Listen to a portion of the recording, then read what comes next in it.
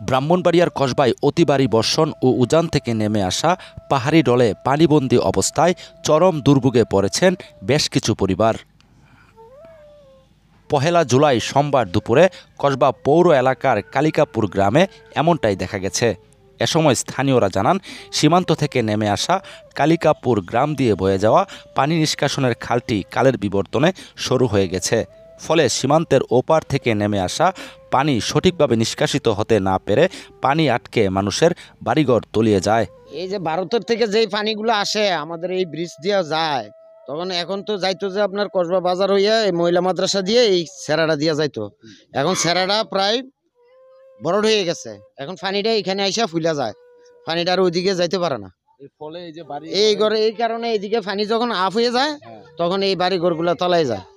হ্যাঁ, এবং কতদিন থাকে এই মানে অন্তত ম্যাক্সিমাম যতক্ষণ পর্যন্ত মনে করেন যদি বৃষ্টি হয় তাহলে ওভার ফুলা যায়, আর যদি বৃষ্টি না হয় তাহলে ধীরে ধীরে আস্তে আস্তে কমে। নিষ্কাশন করলে তখন মনে করেন পানিটা দ্রুত ওই আমাদের ইয়াতে যাবো গা গরু বাজারে কি চান এই খালটাকে দ্রুত নিষ্কাশন করার জন্য। হ্যাঁ হ্যাঁ, ঠিক আছে। খালটা পরিষ্কার করলে পানিটা নিষ্কাশন তাড়াতাড়ি হবে, এদিকে পানি আর হবে না। এইভাবে খালটা ভর্তি থাকাতে আমরা কোনো পরিষ্কার হয় না। এটা মধ্যে পানি আমাদের বাড়ির মেয়েদের গলা সমান পানি, ঘরের ভিতরে পানি। এখন আমরা যেইভাবে এটা পরিষ্কার থাকে এবং পানিটা এখানে একটা কালভারের ব্যবস্থা না করলে আমরা সবসময় পানি তুলি আমরা থাম। এটা কালভারের ব্যবস্থা করে দিতে হবে, যাতেও দক্ষিণ দিকে পানিটা জায়গা, এই উত্তরে আর দক্ষিণে প্রায় 2 হাত 2.5 হাত পানির বেশ কম। যদি দয়া করে যদি এইটার সরকার যদি এটার প্রতি একটু খেয়াল করে। কতটা পরিবার এই পানির কারণে ক্ষয়ক্ষতি হইতেছে? এখানে মধ্যে আমরা 4টা 5টা 6টা 7টা পরিবার, এবং ওইদিকে আরো অনেকগুলো, ওইখানে মধ্যে আছে প্রায় 3-4টা। আমরা এখানে মধ্যে 7-8টা বাড়ি একবারে পানির তলে, ওইখান থেকে এমনি সব পানির তলে। আচ্ছা, এটা তো কতক্ষণ এই পানিটা থাকে? কতক্ষণ? 1 দিন বা 2 দিন, 2 দিন পানিটা না সরা পর্যন্ত পানিটা থাকবেই। এর মধ্যে বাড়ির মধ্যে সাপ উঠে, দৌড়ে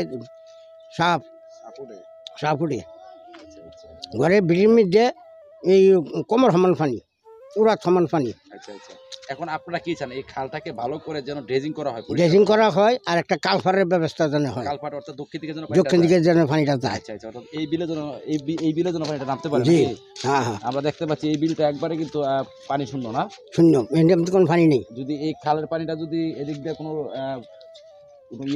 আগে একটা কালপার আসছিল এখানে মেঝে, ওই জায়গাটা দিয়ে যদি একটা কালপার দিয়া দেয় তো আমরা এই পানিটা আর তো ওই কালপারটা কি হয়েছে? কালপারটা এটা ফালাই দিয়ে রাস্তা বাঁধা লাগছে। কেন এটা কি ভেঙে গেছিল?